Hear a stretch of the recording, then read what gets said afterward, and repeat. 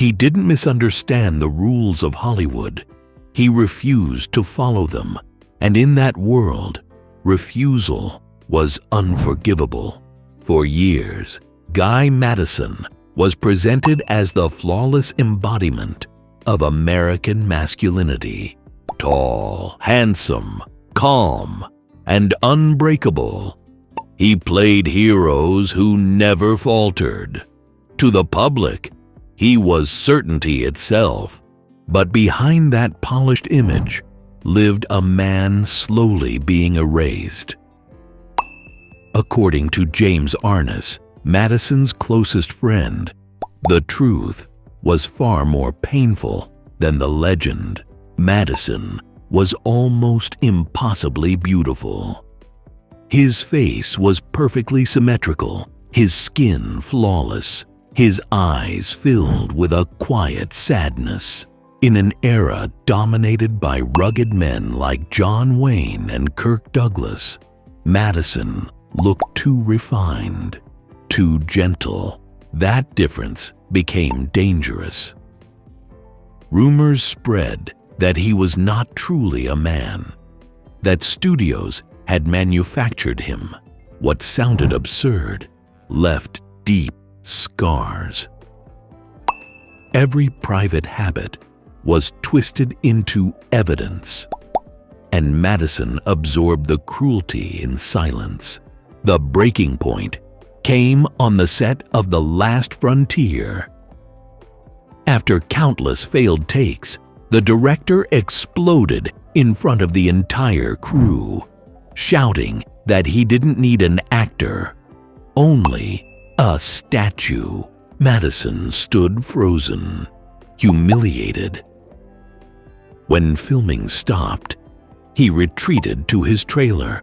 James Arness followed and found him desperately clawing at the makeup on his face, as if trying to tear away the beauty that had become his prison.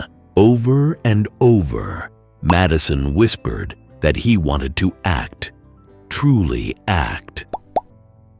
That night, he cried until dawn, while Arness stood guard outside the door, afraid his friend might break completely. Madison's private life offered no refuge.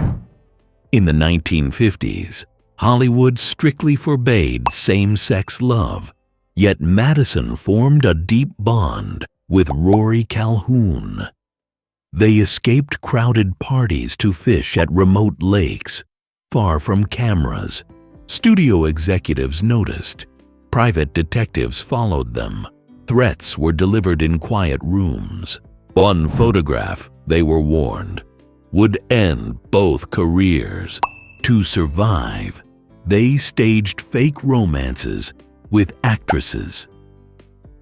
The final wound came at a party when Rory reached out to touch Madison's shoulder. Madison flinched, terrified of hidden lenses. Rory withdrew his hand and quietly said goodbye. From that night on, something inside Madison died. As he grew older, women vanished from Madison's life entirely, not replaced, but erased. He chose solitude over performance. Behind closed doors, Madison began documenting everything. In secret notebooks, he wrote about fake relationships, controlled scandals, and stars valued only for profit. One line haunted James Arness. "They don't love you, only what you earn for them." One night, a reporter stole one of those notebooks and used it to blackmail the studio. The executives paid to destroy the pages and warned Madison that if he ever wrote again, his life would be ruined. From that day forward, he never kept a diary. He was stripped even of the right to speak to himself. Trapped in the image of the undefeated hero, Madison attempted escape through his performances. He added hesitation, fatigue, and vulnerability to his roles, hoping the studios would release him. Instead, whispers spread that he was washed up. Within minutes of a final meeting, his career ended. No scandal, no farewell, just silence. Hollywood did not destroy him publicly. It simply stopped calling his name. His marriage to Annette suffered the same fate. Their love was real, but fame crushed it. Private evenings turned into public performances. Madison could not bear watching the woman he loved be consumed by strangers. They separated not from lack of love, but from too much intrusion. At nearly 40, Madison made his final decision. He left Hollywood without goodbye and moved to Europe. The films were smaller, the budgets modest, the fame gone. Yet for the first time, directors told him he didn't need to be a hero. He was allowed to act freely. The price was exile. When he later returned to the United States, his place had already been filled by younger, more obedient faces. Guy Madison spent his final years in quiet dignity. He avoided attention, rarely spoke of the past, and lived simply. When asked about his career, he said only that he had done his job.